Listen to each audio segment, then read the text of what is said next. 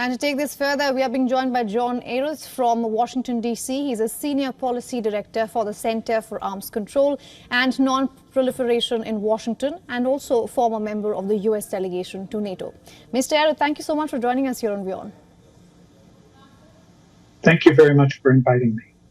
Let me start by asking you this. Do you see the latest developments of the past few days as a gamble or a game plan? I think it's very much a game plan. Russia has suffered some very significant reverses in recent weeks with the Ukrainian invasion of Russian territory.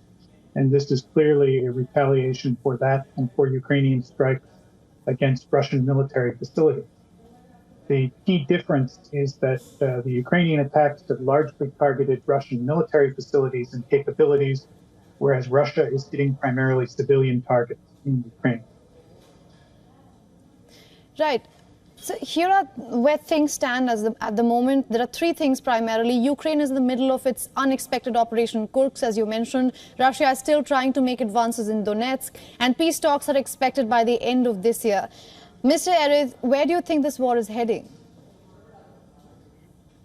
I think both sides are trying a very similar kind of strategy.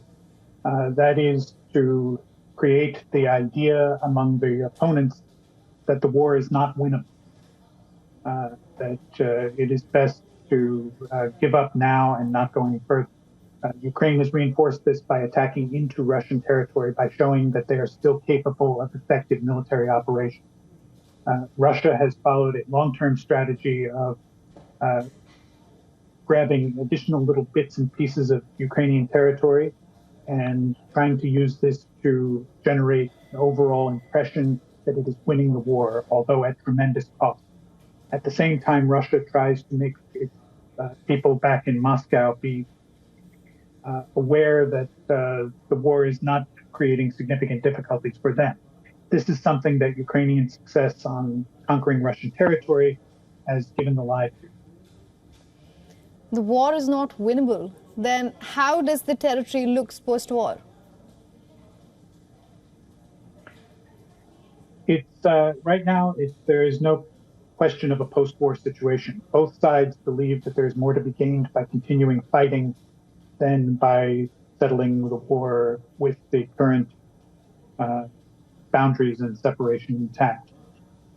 So I think both sides are going to continue to try through the rest of the year at least to see if they can persuade the other guy that they are losing, that there is nothing to be gained by further military action, and that in the case of Ukraine, Russia should withdraw from its territory. In the case of Russia, that Ukraine should give up and let Russia occupy what it has.